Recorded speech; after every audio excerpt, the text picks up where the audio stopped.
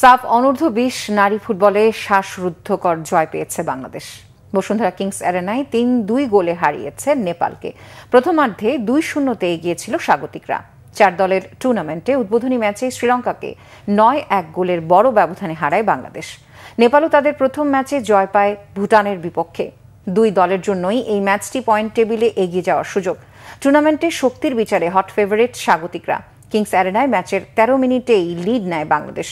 মুনকি আক্তারের ক্রস নেপালের এক ডিফেন্ডার গোল লাইনের আগে ক্লিয়ার করলে শেষ রক্ষা হয়নি। ফিরতি বল জালে জড়ান সিনহা শিখা। আক্রমণ পাল্টা আক্রমণের ৩৬ মিনিটে ব্যবধান দ্বিগুণ হয় আফিদাদের।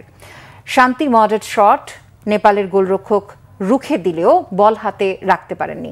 সুযোগটা কাজে লাগাতে ভুল করেননি আগের ম্যাচের হ্যাট্রিক ওমেন সাগরিকা।